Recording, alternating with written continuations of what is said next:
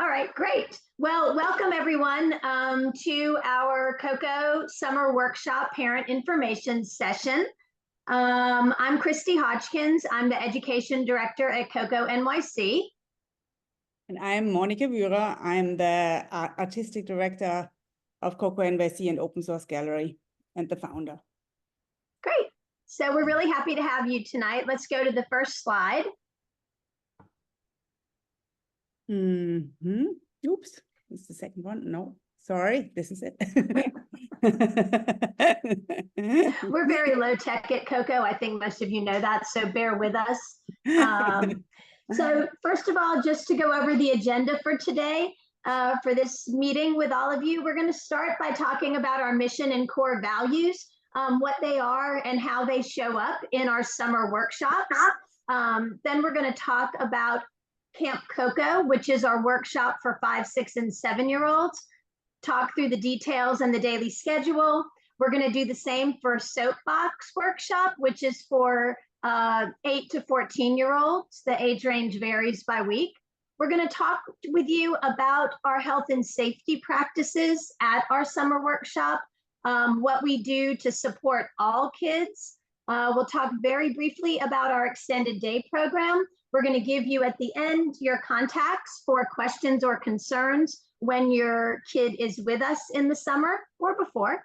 And then we'll have time for some Q&A. We're also happy to have you add questions to the chat. We hope that we'll be thorough enough, but if we can answer some during the orientation info session, that would be great too. All right, so we're going to go ahead and move on. Yes. At KoKo NYC, all kids are inventors. And I just wanted to talk a little bit about KoKo in general, and you can read the mission statement here. But KoKo NYC is the arts education program of Open Source Gallery. And it was established 15 years ago. And it was kind of the idea was really to have the arts be, the families be part of the arts program. So it evolved out of this idea. And currently we work with more than 2,500 kids each year in school-based workshops, in after school, school breaks, summer workshops, field trips. It's always a lot of fun. We had a lot of them this year. We do a lot of school fairs, and we work in public libraries. A lot of you don't know that about us, that we do all of this programming too. It's all over the city that we actually, sorry, I'm also admitting people here. That we actually teach kids with our core values. So what are our core values?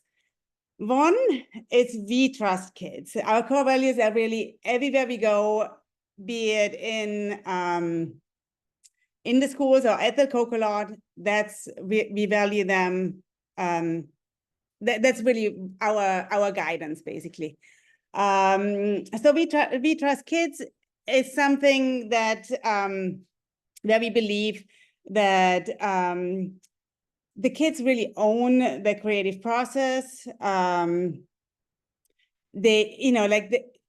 the kids walk into the KoKo lot, you will see they are in charge. They are really, we want them to also use the tools immediately responsibly. There's guidelines and everything, but we trust them to do that. And in a safe way. We'll talk about this a little later, but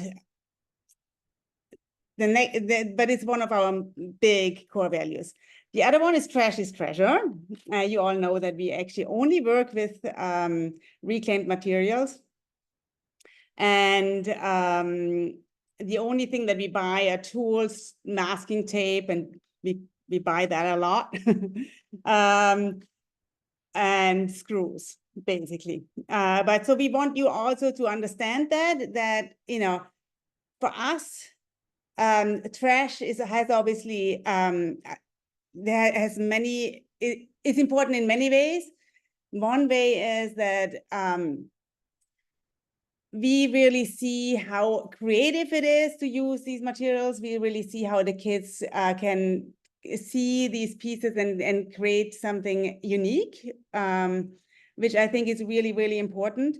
And then we also obviously are very much the environmental part of like using trash and reusing it and teaching that to the kids is really important to us too. So we want you to understand that to help us bring actually this beautiful trash to the lot, like if you have a bicycle or a scooter or a stroller with like bigger wheels or some lumber, that's really, really helpful for us. We would love you to help us get that, but we do not want you to buy anything. It's really important that you don't bring any materials that are bought in a store because, yeah, that's one of our core values, and we wanted to understand that it's just off limits. So then the next one, a process of a product. We really, I mean, for us, it's so important that the kids work, you know, in a very playful way, understand or work through the process of making and tinkering, and it really encourages creativity. It does get them excited over like things that we wouldn't anticipate. They find solutions in their own way. It's something that we really value also in all our programming. And access and equity, like our mission says, we believe every kid is an inventor, regardless of where they live or where their social economic background is. We also really like something that we feel like is really important is that we have a very multifaceted approach to expanding access and equity, with which includes partnerships and community organization and cultural institutions in underserved neighborhoods. So that's what I was saying before. We really do work a lot in with other organizations, and even in the summer we have other programs in the city.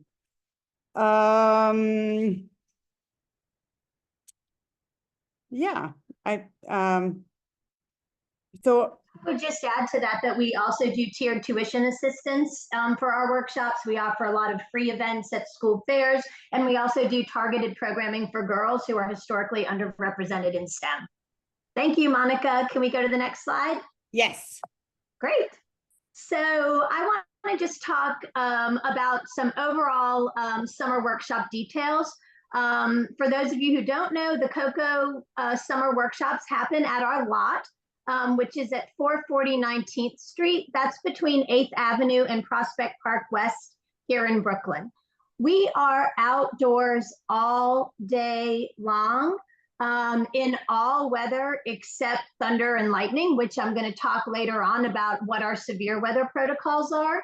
I'm also going to talk a little bit later on about some of the adjustments that we make with when there is other kinds of extreme weather, whether that's heat or poor air quality. But I do want to emphasize that we are outside all day long.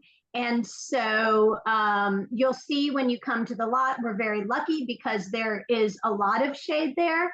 Again, we'll talk a little bit later on about some of the programmatic adjustments we make as well if we're dealing with extreme weather. One thing about kids being outside all day long is they get extremely hungry and thirsty. So what we like to tell our families is if you think you've packed them enough food, throw in a couple more things. You know, we have snack time, we have lunch time, and for kids who stay for extended day, they have a snack later on in the day. So we really encourage you to pack a very hearty snacks and lunch. You can use ice packs to keep things cool. We don't have refrigeration. We also want to remind you that we are nut-free. That is one of the things that we began last summer as sort of another layer for health and safety, particularly for kids with allergies. We also want to ask you to send your child with a full refillable water bottle every day. We keep very large, like those Gatorade containers on site. We fill them up multiple times a day as needed. Kids will always have access to water, but it's really helpful if you send them with a full water bottle in the morning. Appropriate clothing and footwear. Because we're outdoors all day, kids will get dirty, they will get messy, depending on the project. Later on in the week in SoapBox, there's painting. So appropriate clothing for the activities and also for the weather is really, really important. And footwear especially.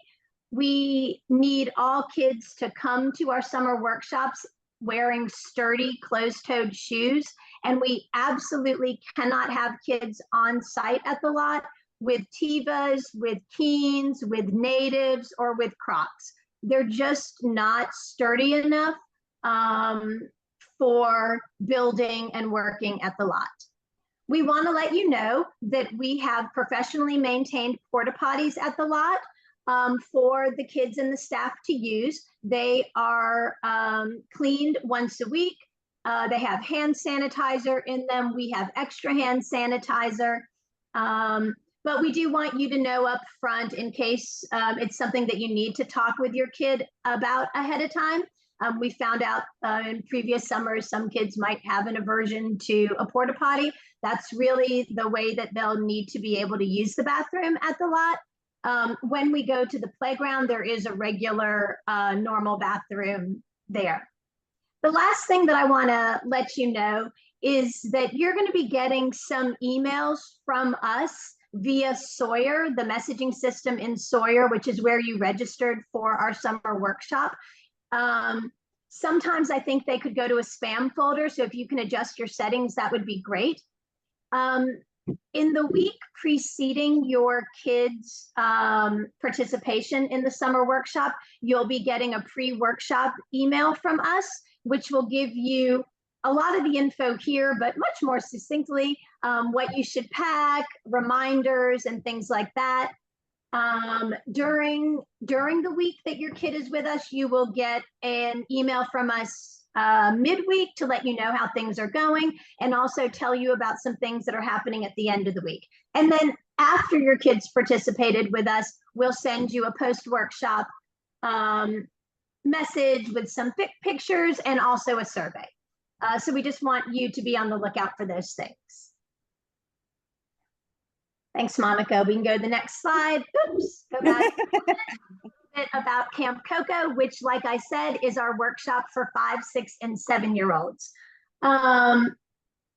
One note about the lot, it is a large open area, but the Camp KoKo area within that has a fence around it, so it's enclosed. It's a really special space for those of you who may have seen it already for the 5, 6, and 7-year-olds. Camp KoKo has only 18 kids in it every week. We have 3 professional teaching artists. We have several teen/college level counselors and also CITs. So it is a very high, about 1 staff member for every 3 kids. And I think that allows us to provide a really welcoming and supportive and safe environment for the kids. Like Monica said, we do want even 5, 6, and 7-year-olds to feel a sense of ownership in the Camp KoKo area. So when you arrive between 8:45 and 9, and preferably not before 8:45 because the staff is still setting up and getting ready, one of our teaching artists will meet you at the Camp KoKo gate. We'll take attendance, and then we would like the kids just to walk in. Other staff will meet them, give them a name tag, help them hang up their backpack, And then we'll have some different activities out that the kids can do while everyone arrives. After that, we have a morning meeting. On the first day, that includes going over our group agreements, taking a tour of the area, learning how to open the door and use the porta potty as part of that. And then doing introductions, and then finally the teaching artist will introduce the project or the theme or the challenge for that day. And then every day following the meeting, we have project time. That's when kids are working on the project based on the building challenge or the theme. During that time, kids would work with wood. They could work with plastics and cardboard, some heavier plastics. We do bring out tape, glue guns, also small hand saws and battery operated drills. We'll talk a little bit more about how we handle tools later, but I will tell you that in the Camp KoKo area, the kids are only using tools under the supervision and with guidance from the staff. Most kids at that age, you know, while it's very intuitive, they generally do need help, especially operating a drill. After we have project time and cleanup, we have snack and we get ready to go to the playground. That means going to the bathroom, talking about safety and how we walk together, loading up our wagons, and then heading out. We walk to the playground on 6th Avenue between 18th and 19th Streets for lunch and playtime. And then we're there for about an hour, and then we walk back to the lot, we unpack, and then we have choice time. That's followed by another cleanup and an afternoon meeting where we may share about what we did that day. We may have a different kind of discussion topic. And then 2 to 2:15 is sign out and dismissal. And it's really important that whether it's you or a sitter or another parent who is picking up your kid, you do need to sign them out at the end of the day. This is generally the schedule Monday through Thursday. There's a slight shift on Fridays because we do invite families to join us if they're able to, if they'd like to, from 1:30 to 2 p.m. for a share. It's generally an informal setting where where we set out the different projects that the kids have made over the week, and families can come in and take a look. You know, as a working mom myself, I just want to say that having this share is not at all meant to put pressure on families to feel that they need to be there. I promise that every kid and their projects will get attention and questions and celebrations, regardless if whether or not that particular parent is there. All right, so now we're going to talk a little bit about SoapBox, and I'll turn that over to you, Monica. Yes, SoapBox is at arrival similar, obviously, than Camp KoKo. We check in, we hang our backpacks, we get a name tag. There we might, like, it's a much bigger area. The kids can maybe roam around a little bit and look at the materials, like before we have our first Monday morning meeting. On Monday morning, we will definitely have a little bit of a check-in on, you know, so what's your name, what's your pronoun, what's your favorite project you ever made, and there we will start kind of just establishing a little bit how the projects can really be, even if you're building a car, the car is not meant to be, it's not a step-by-step program that a project that we want them to do, but we really want them to be creative and figure it out themselves. So we established that already at our Monday morning meeting. So then they have project time between 9:15 to 10:45. That means they're gonna go and get some materials after we have roamed the lot and let them know about although we talk about the porta potties, we could talk about the trash situation, we talk about the materials, how we use them, how we take them back, and obviously also the tool situation. We talk about our agreements as well. what we expect from kids. We are very clear what we expect from the kids, but we also let them be Monday in the morning at the meetings. We are very clear on what we expect from them, but I think in general they are very they're very free to also do things the way they want to do them. So so then yeah, I talked about project time. That's we do stop them for snack. We reset a little bit. We put some tools back. We have snack 11 a.m. to 12:30. We keep building again, so that's different than the Camp KoKo area. There the time's a little different. We have a little reflection debrief meeting before we go to lunch at 1 p.m. We also, with the SoapBox kids, walk to the playground every day and have lunch at the playground. We then come back by 2 p.m. and you have to sign out your kids unless they are self-dismissed, and we need a note from you so that we can self-dismiss them. So that the SoapBox is a little different because we are really building a project all week long. So there might be, and most of the kids probably haven't done anything that complicated and big. So there might also be some frustration in between, and we are very aware of that, and we are very we are always like very supportive, but we also do want them to actually work through this. So if they come home maybe on Tuesday saying that they will never get done, don't worry, they will get done, and it will be the project that they always had in mind, or it will be maybe changed a little bit, but they will be happy. And on Wednesday, then we have Wednesday morning, we will like look at all the cars, and that will give them a new sense of what's next and what they still have to do. And usually then kids become more relaxed once they see that. So but don't you worry, like really all kids always get finished. Don't when the kids are nervous, just kind of be clear and say, don't worry about it, it's going to be fine. So that's really important that we have your support there.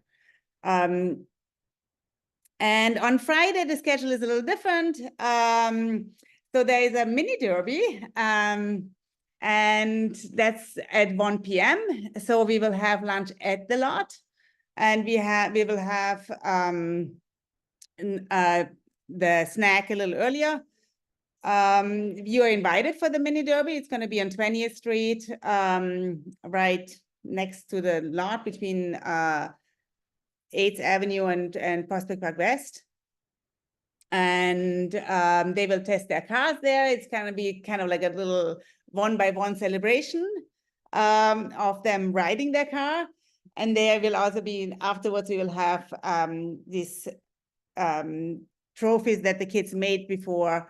They're made out of trash. It's like for them to also build something fun. And that's going to be right after the derby. And then they will be dismissed at 2 p.m. again. Then also we would like to know from you on Friday if you are coming to the South Slope Derby on Saturday, August 24th. It's super cool event. So it would be amazing if you come. But if you cannot make it because you are going to be on holidays or any other excuse that that we will have to understand, then we will put the car in a different pile and it will get used for material again. And the car that actually is going to the derby, we will store that at the lot and bring that to the derby on the 25th, on August 25th, August 24th, sorry. Yeah, so that's SoapBox. Thanks, Monica. So I'm going to talk a little bit about health and safety, which is our number one priority at camp. It's the foundation for, being able to do the wonderful programming that we do. I want you to know that about a third of our staff are first aid and CPR certified. And so that helps us to create, obviously, a safe environment and also one that can be responsive should there be any type of an injury or an incident. I've mentioned already that the Camp KoKo workshop has only 18 kids in it. I'm not sure if we mentioned, but SoapBox only has 32 kids. And like Camp KoKo, we have about a 1 to 3, 1 staff member to every 3 kids ratio in SoapBox as well.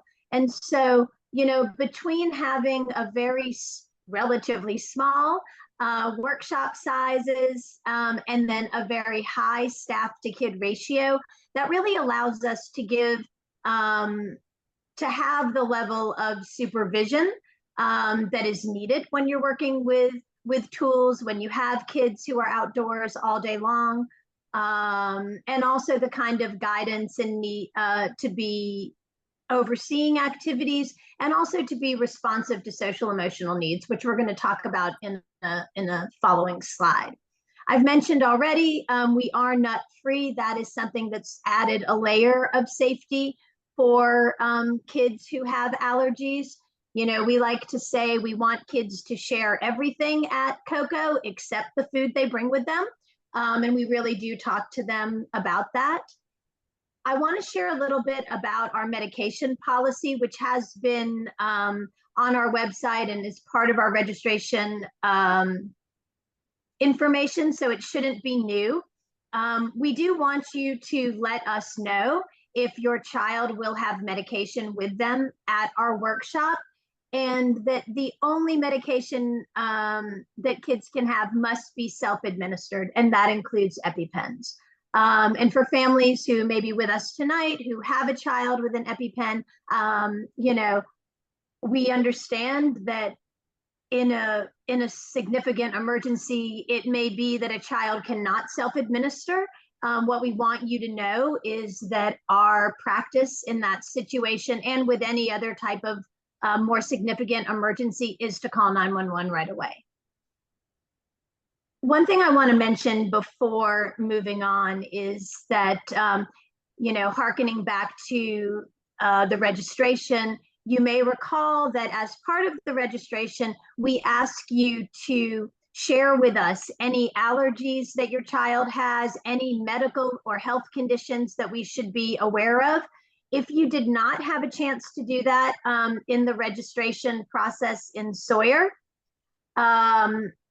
you can send an email to info@kokonyc.org and share that with me. Part of the way that we prepare our staff and that we have a safe environment is that we do go through all of the information that parents have shared in Sawyer very carefully. It goes on a roster that is shared in a confidential way with staff so that they are prepared. We flag allergies, we flag other kinds of health conditions that could be, that parents share and that could be, exacerbated during the workshop.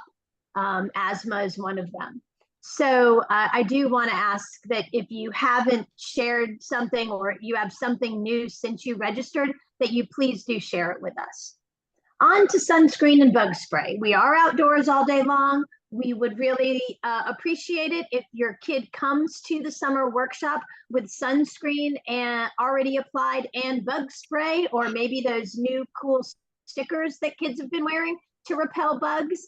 Our staff cannot reapply sunscreen for kids during the workshop, but we will stop and ask them to reapply.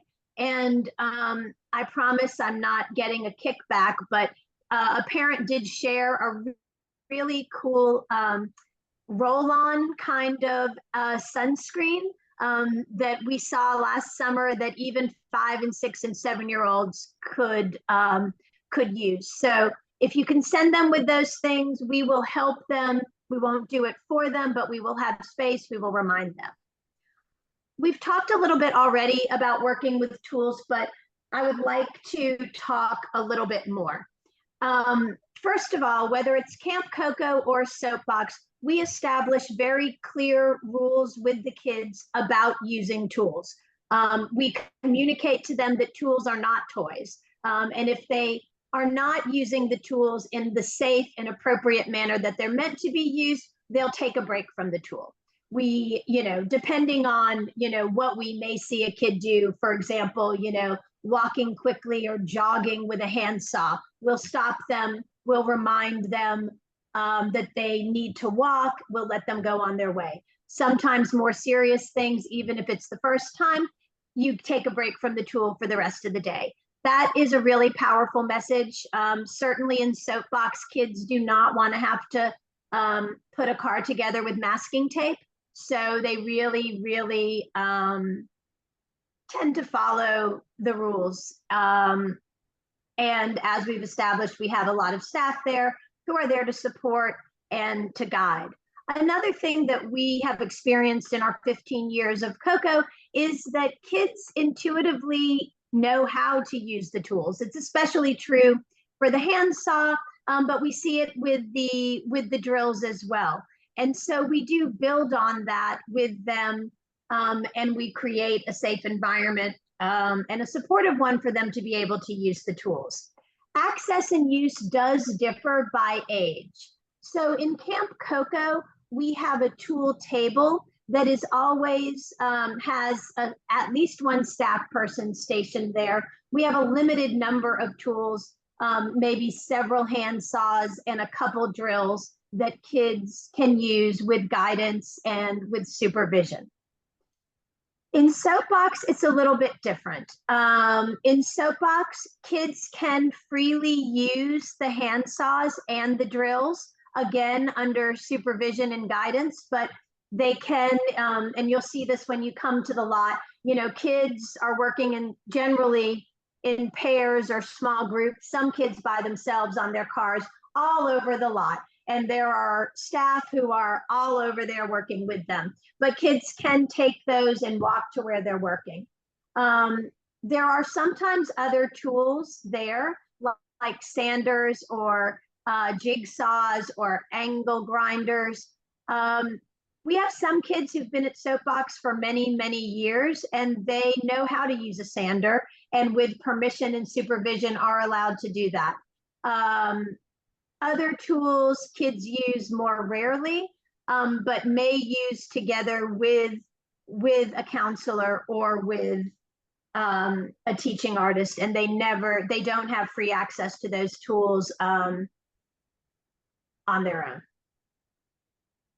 So I want to move on to talk about dismissal protocols. We've mentioned this a little bit already.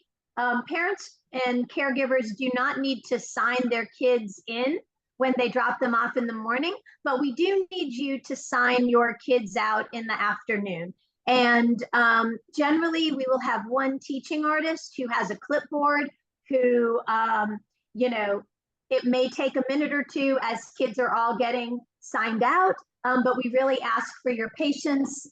It's really just part of how we keep kids safe, making sure that every kid is signed out by the end of the day. We recognize that sometimes parents want older kids, 9, 10 and up, to be allowed to walk home on their own. If that's the case, we ask that you email us at info@kokonyc.org and let us know that you want your kid to be self-dismissed. In that case, we will note it on the roster. We will ask them to sign themselves out every day.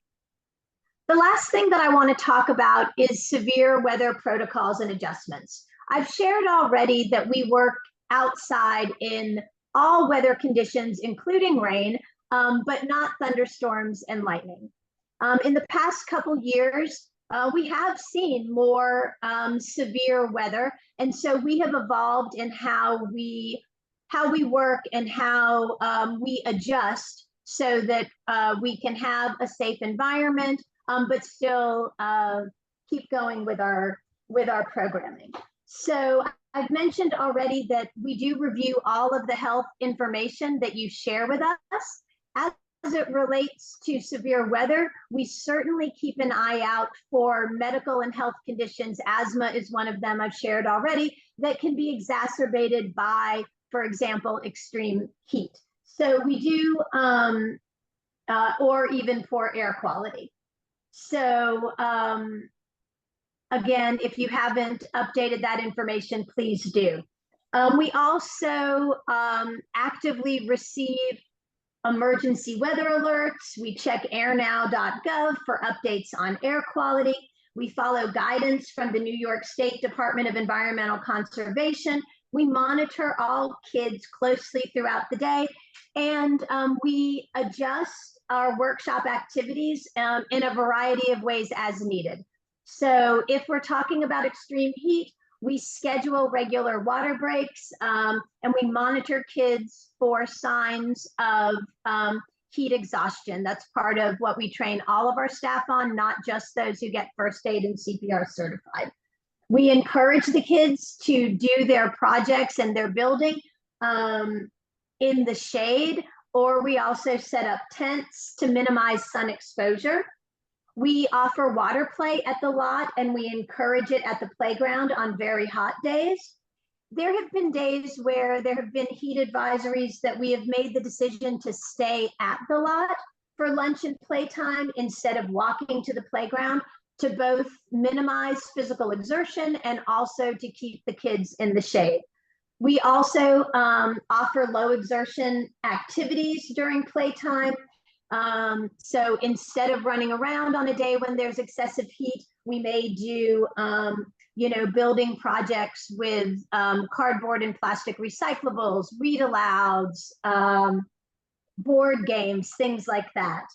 And last summer, as you may recall, there were some days when there were air quality alerts, and some parents wanted to know if it was okay and would we support if their kid wore a mask during those days, and the answer is absolutely yes.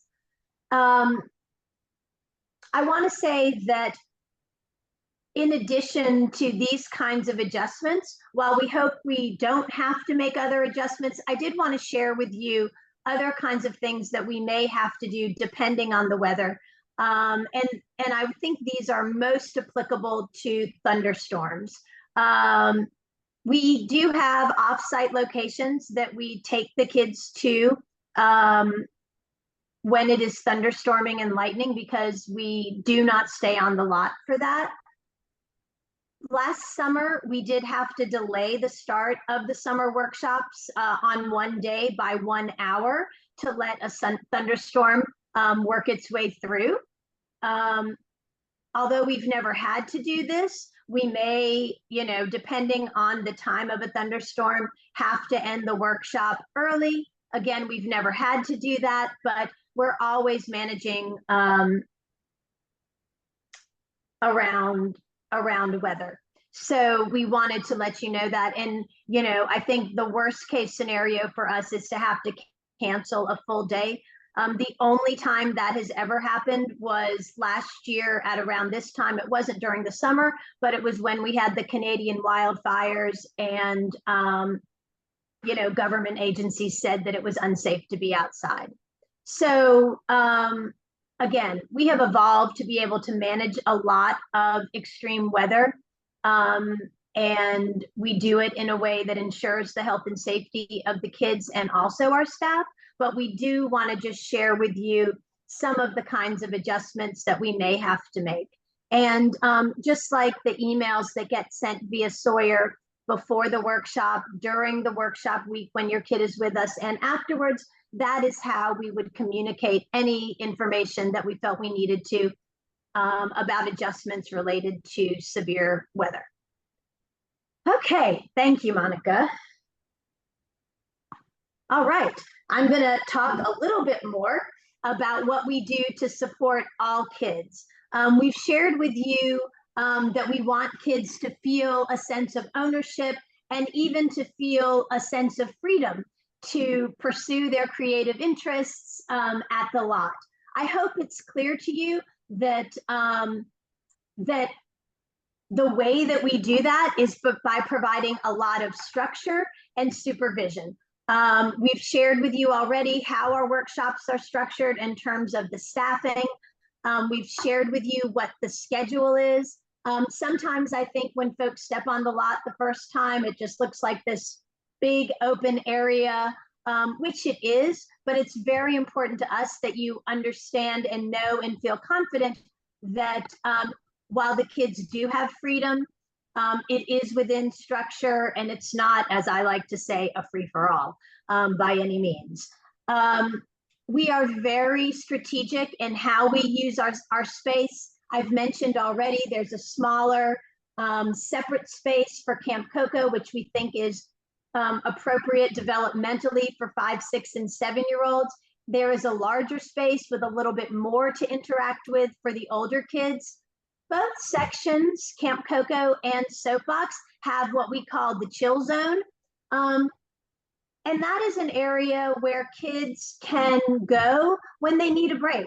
You know, sometimes your project isn't going the way that you want it to. Maybe you have a disagreement with somebody that you're working with. Maybe you're just hot. Maybe you need to just put down the tools for a minute.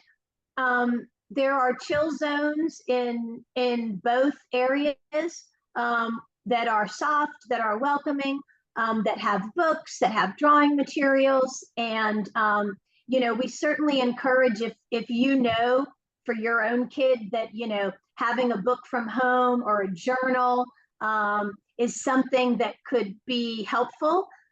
We encourage you to send that with your kid to the summer workshops. We do have very clear expectations and guidelines. We've talked about them as they relate to tools, but we also have them for just being at the lot. We have 3 basic agreements that we share with the kids, and that is about respecting each other, respecting the space and the materials, and then respecting the critters, and that's everything from, you know, the insects that live at the lot, as it is their home, and Spaghetti, our working cat, who is a fully vetted cat who lives at the lot as well. We also post our schedules, so we do a lot of both visual reminders, so the agreements, the schedules, those are posted. And so that we can refer to them, so that kids can refer to them. We know that that's not enough, so that we also have a lot of verbal reminders. A lot of kids have trouble transitioning from one activity to another, so we give a lot of warnings ahead of time. 15 minutes, 10 minutes, 5 minutes. We also review with kids safety measures for when we walk to the playground, when we're on the playground, and when we're coming back to the lot. I've mentioned already that we have a very high staff to kid ratio. Again, that allows us to provide a very high level of supervision and support, but it also really allows us to be able to, you know, take time to sit with a kid when they're having a moment and they need support. There is always a staff member who can take the time to sit and talk with a kid or just sit by them when they need support. And lastly, I just want to mention, as I mentioned when we discussed health and safety, and I asked that families make sure that they give us information related to health or allergies or medical situations or issues, we really invite you to share information that will help us meet your kids' needs. I've mentioned transitions. It's really helpful to know if a kid has challenges with transitions that maybe go beyond normal challenges. We share that with staff ahead of time. We keep an eye out. A kid who may have extra special challenges with transitions will get a one-on-one reminder, right? if this is the first time that your kid has been at an all-day workshop, let us know. If there's separation anxiety, let us know. We ask not to exclude. In fact, we're really proud of how inclusive our workshops have always been from the start. But it's really to enable us to provide the kind of support that your kid needs. So don't hesitate to do that. You can send an email to info@kokonyc.org. And just so you know, that email address or those messages only come to me and to Monica. I think that's it. I have only a short slide for you. So, so this is extended day. Extended day is actually really, really fun. It gives them the chance to play at the lot. It starts at, it's from 2:15 to 6 p.m. There's, it's just very different because the young kids and the older kids are going to be together. There is, they work on group projects. They might want to, build like something that makes the lot into a playground. Maybe they want to build a big Connect 4. Maybe they want to build a slide. Maybe they want to build a, a little shed somewhere. So it's very much like kid-led. The afternoon is very playful, but there is going to be building involved for sure. Sometimes they might even go to the playground if that's, if that's what has, is the wish of the kids. And then, yeah, there's also games. There's also books. There's also storytelling that we sometimes maybe do. So it really depends on the days and the kids, what will get done in these afternoons. What will not get done is continuing to build the SoapBox cars. That's something that sometimes kids think that they will do when they're in aftercare, and we just want to be very clear that that's not what we want to do, because we have enough time during the day, and there will be enough time for them to finish their cars. And that's just, like, otherwise they're going to be done on day 2. And we don't want that to happen. But also that afternoon time is really important for the kids. And please sign them if you didn't sign them up yet. It is a really fun time, and maybe also you might need it. Then you have to now email Christy and me at info@kokonyc.org. And that's how you register for the afternoons. It would be really important or really great if you could do that rather sooner than later.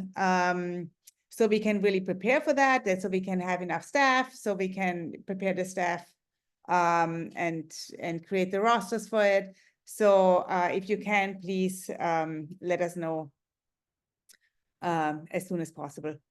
Send extra snacks, please. The kids are always hungry. They're out there outdoors all day, so they are extra hungry. Yeah, did I forget anything? I think that's it. Next slide. So we just want you to have the contacts for the summer. I'm the primary contact. When you can reach me at Christy@kokonyc.org or at info@kokonyc.org. And Mary is our program administrator. You can reach her at mary@kokonyc.org.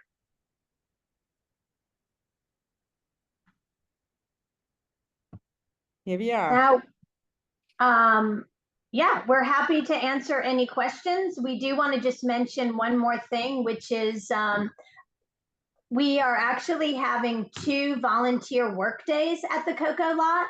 One is coming up this Saturday, June 15th, and then also Saturday, June 22nd. If you'd like to come by, we're going to be doing some painting, some gardening. We're going to be deconstructing a lot of things that the kids made during the spring session.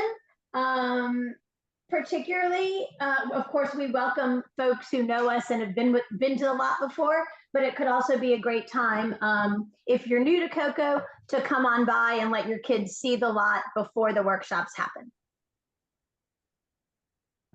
And I just put the 2 links to sign up for it in the chat. All right. We're happy to have people put questions in the chat or ask us questions. Hi.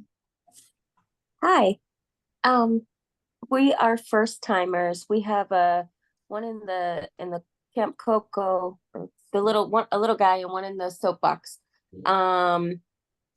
Will we be able to watch both presentations on Friday, or do we have to split up? You'll be able to watch both.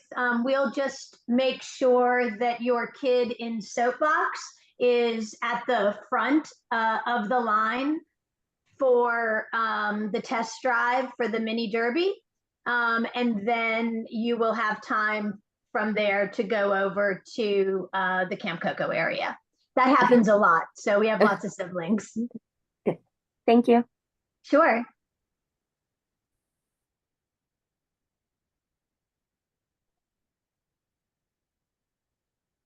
So it's always, I'm just putting that in the chat too, but it's always info@kokonyc.org for aftercare and any other, I know. Yeah. Yeah.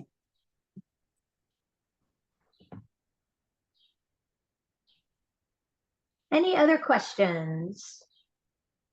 Hi, my name is Josephine. I have a question. Sure. Yeah, you said you put the link for the Saturday registration in the chat. Is there a way you can send it through email for those of us that cannot do it now? For the volunteer day, we can definitely, yeah, we will. Yeah, we're going to send out a follow-up message with the recording, but we can also include the Eventbrites. And if you don't follow us on social media, please do. We just posted them in our stories today and also on Facebook. But Okay. yes, we can definitely share them. Thank you for asking. Thank you.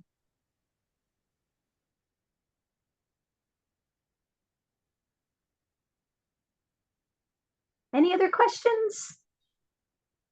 Just answering the one with the safety gear, gloves, protection. Yes. Oh, sorry, I didn't see that.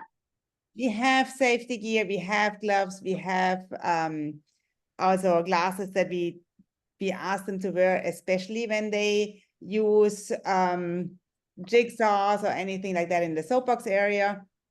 But also the little kids do like to wear glasses a lot also, so we definitely provide them with the glasses, and we think we definitely want them to wear the glasses. Gloves, I'm not always thinking it's the best idea because they have a hard time, like it's not always safer to wear gloves when they use tools. It's sometimes a little harder for them to work with it. But we do have them, and if they do want to wear gloves, then they're definitely available for them.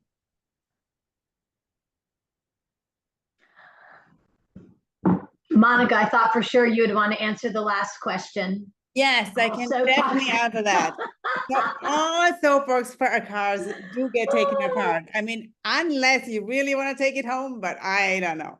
Like, there is obviously a few people after the August 24th Derby that are taking their cars home because they have another block party or something where they want to use it. But in general, we actually take everything apart again. And that's kind of part of the KoKo idea, that's part of the process. I talked about the core values before. I feel like the kids that actually come to us more often, they understand that perfectly, that everything that they build will also be taken apart again. And then they find those materials again for the next year, like they just reappear. So, but the really important thing is that if you are not coming, if your kid cannot come to the Derby, then we are going to take the car already apart after the week of their SoapBox workshop.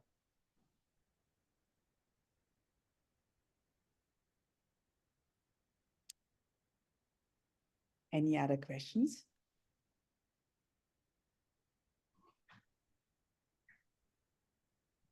Great. Well, thank you so much for joining us. We really appreciate it.